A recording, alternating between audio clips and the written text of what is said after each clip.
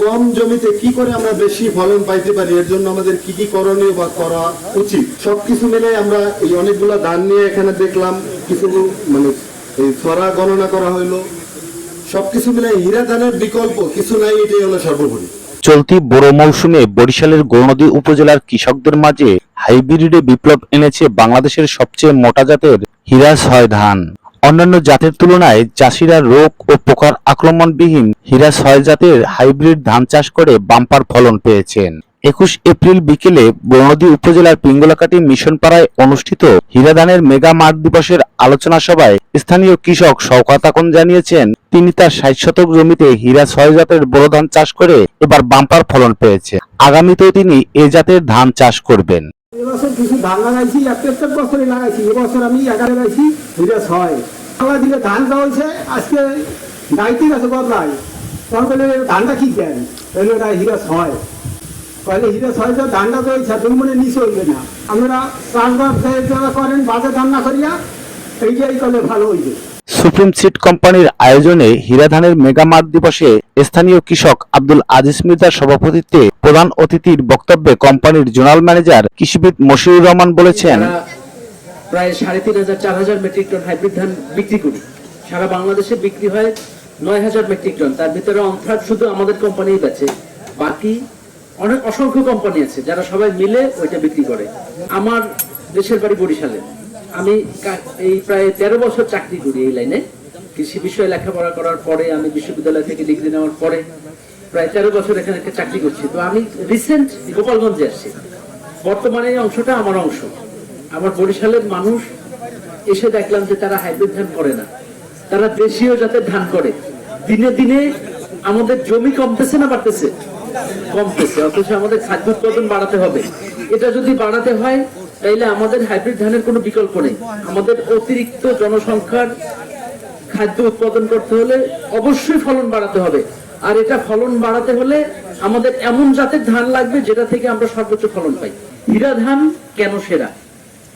বাংলাদেশের পায়োনিয়ার একটা কোম্পানি, হীরা কোম্পানি আমি বলছি। প্রথমে বাংলাদেশে যে হাইব্রিড ধানের আবাদ হয় তখন আমাদের সুপ্রিম সিড কোম্পানির চেয়ারম্যান সাহেব, উনি একজন কৃষিবিদ, উনি তৎকালীন পাকিস্তানি একটা বিএডিসির কৃষিবিদ হিসাবে ঊর্ধ্বতন কর্মকর্তা ছিলেন।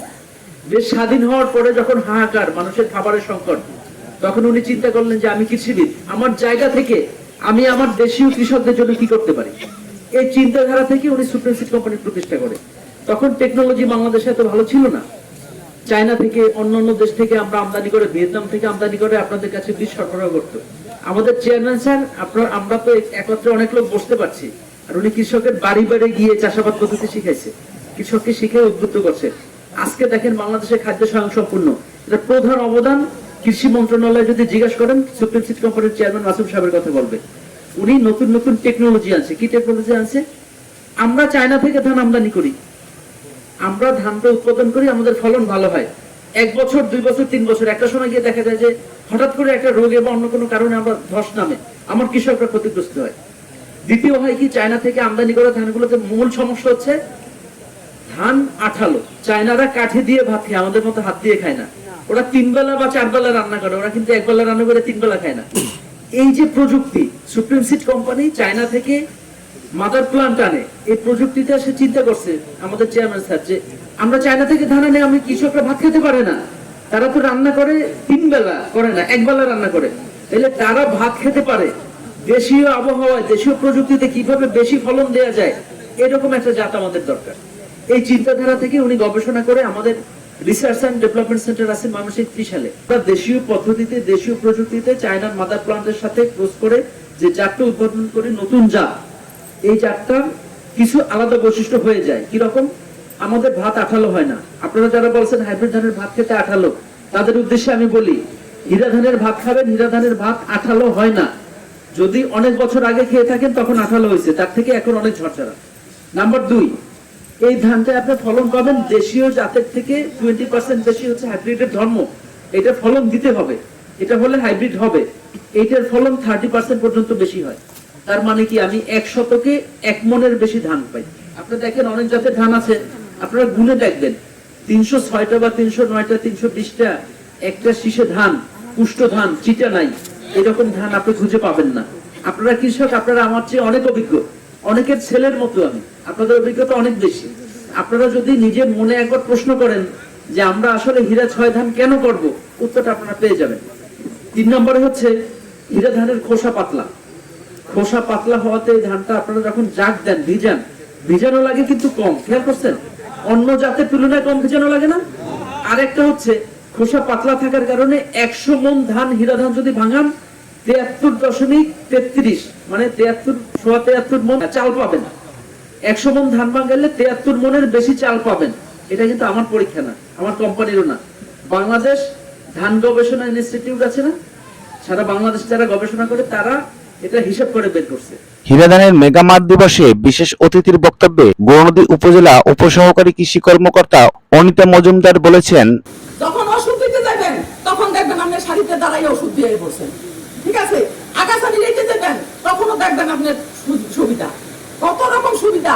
আপনার লাগাইতে হয়তো 2 টাকা বেশি চাই এই জায়গার মানুষ। আপনি আগুন যারা চাইয়া যদি বলেন যে ভাই আমাকে লাইনে লাগাবেন, আউটো লাগাবেন, এরা খেতের তো উঠছে আগুন যারা যাবো আমরা এই আজিবেলা বয়ে থাকবো না একজন।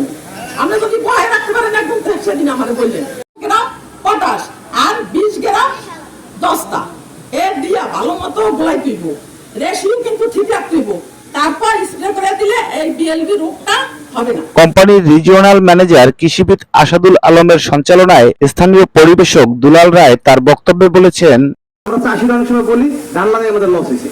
আসলে ধান লাগাই কেন লস হয়? যদি আমাদের সেই বুদ্ধির ভুল থাকে, সেই বুদ্ধির ভুল থাকে তো আমাদের লস হবে। একটা বিষয় হচ্ছে সময় উপযোগী আমরা অর্থ খরচ করি না। আমরা অর্থ খরচ করি অসময়, যখন লাগে না। আমরা যখন ধান লাগাই, আমরা সেই ধান লাগানোর পূর্বে যে জিনিসগুলো আছে সেগুলো দেই না। অনেক সময় সালফার নামে একটা ওষুধ আছে, হয়তো বিভিন্ন কোম্পানি বিভিন্ন নামে সেই ওষুধ থাকে, সেটা আমাদের দিতে হয় ধান লাগানোর 20 দিনের মধ্যে। আমরা অনেকে দিই 50 দিন পরে, যখন থেকে ধান আর লড়তে সরতে আসে না তখন আমরা দেই। সেটা একটা উচিত না। আমরা যেন সঠিক সময় সঠিক চাষ পদ্ধতি গ্রহণ করি, আমরা যেন বেশি ফল সবাই ঘরে তুলি। হীরা ধানের মেগা মাঠ দিবসের সভায় স্থানীয় কৃষকরা বলেছেন, আমরা যারা ধান কাটে, আমাদের ধান কাটে প্রায় 8-10 ধরে যারা ধান কাটে মানে প্রবাসী, তারা অন্য জায়গায় ধান মানে গাইছে। সেমনটা আপনি তো ধান লাগাইছেন, আপনার মতো যদি ধান সবাই এই ধান লাগাইতো তাহলে আমরা ধান গাওনে আমাকে তলার আর একটা লাগতো।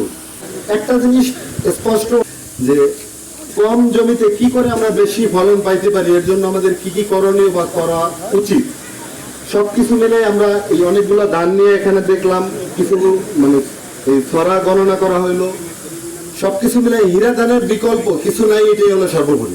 বাংলাদেশে যেসব হাইব্রিড ধান চাষ হয় হীরা 6 ধান তার মধ্যে অন্যতম। উচ্চ ফলনশীল হওয়ার কারণে এই ধান কৃষকদের মধ্যে ব্যাপক জনপ্রিয়তা লাভ করেছে।